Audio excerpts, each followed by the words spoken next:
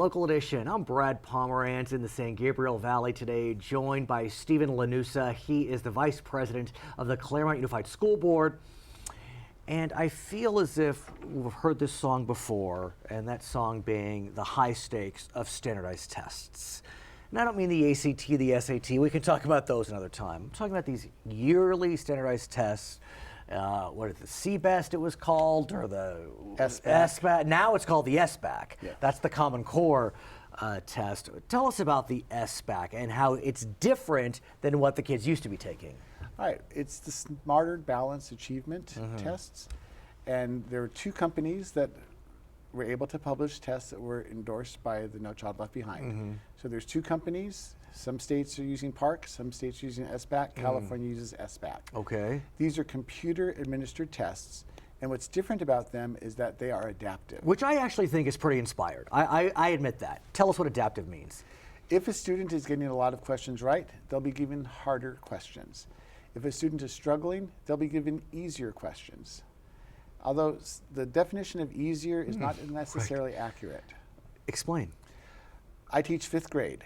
So if a student is not understanding the word problem, to me an easier test would be just the algorithm, just the equation, so they don't have to fish the information out. What's happening is they're taking a 4th grade word problem. Now 4th grade standards with Common Core are very different than 5th grade. There's not as much spiraling as there used to be. There are discrete strands of skills that are learned at each grade level. So a 4th grade word problem might be a skill they haven't had a lot of practice with. So it's not necessarily easier if it's unfamiliar information. And when we look at the results of the SBAC, well, I don't know if I'd call them very positive. In 2016, those that met standards in English, 49%. In math, those that met standards were 37%, up 5 points in English, 4 points in math. And that's not even half of our students.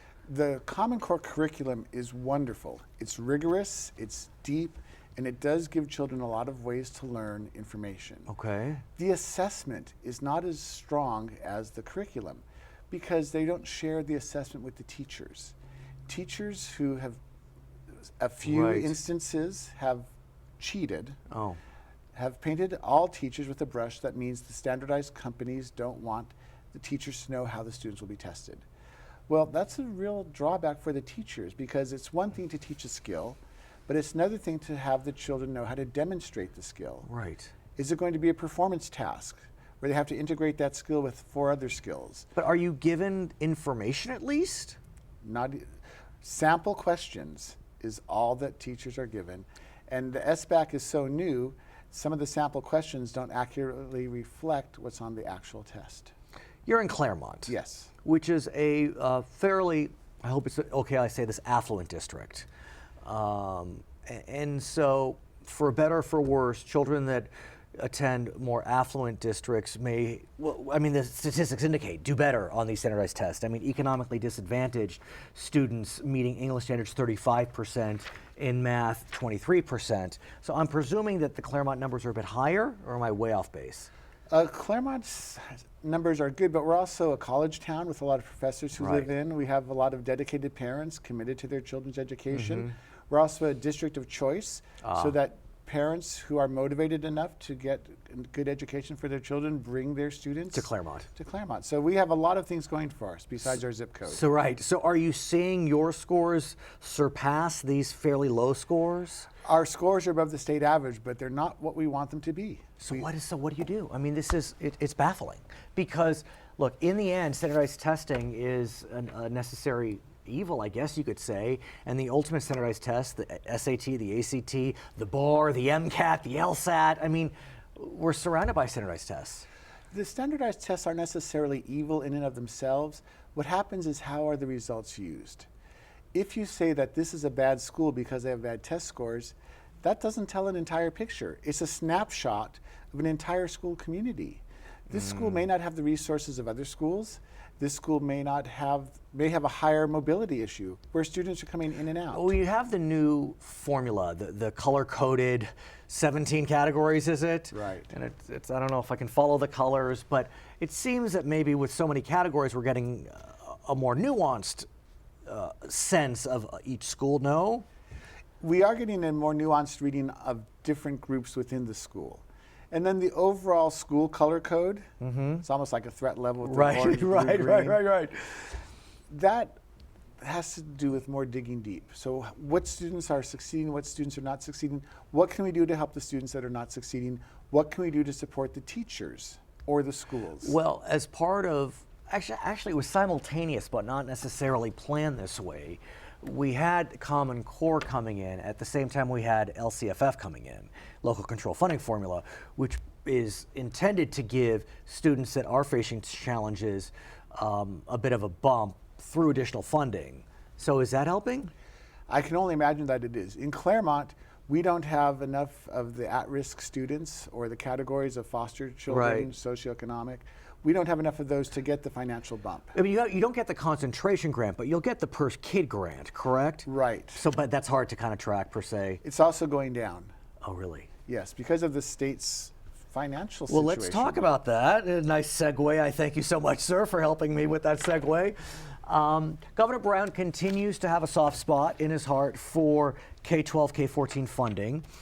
We do know in his proposed budget, the amount of money continues to be higher than the prior year. I mean, we're up 55% from 2011-12, but is it that the bumps are slowing down? Well, it's funny you go back to 2011-12 because what had happened before was the state really does do the education budget in a way that is not helpful for education. No. When we when we hire teachers based on what we think the budget will be, and then Sacramento gives the school districts mid-year cuts, we've got contracts with staff we can't But is break. that happening now? We're in better times. We are in better times, but that doesn't necessarily mean that we're getting funded the way we should. The schools were not given what they were supposed to give under Prop 98. In the past. In the past. Right. And we were supposed to get caught up and paid back. And that's sort of happening. We have been given bumps recently. Right. With the understanding that these bumps are to make up for all the money we But owed how does that really help? I mean, look, for a kid that's in school in 2012, it's not going to help that money's coming down the road in 2017.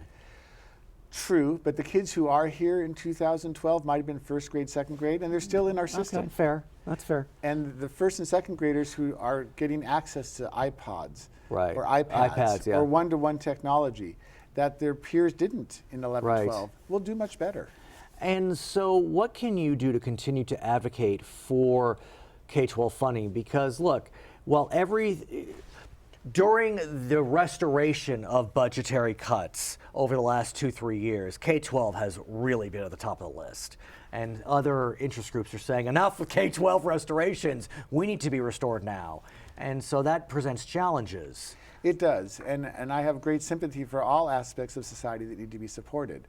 My worry is that when they talk about giving block grants to states instead of the categorical funding for Title I who are at-risk students, or Title IX for gender equity, if those are not going to be categorized and they'll just be given as block grants to the states, I'm not sure if all those students who were supported well in the past or maybe supported somewhat in the past are going to be unsupported in future.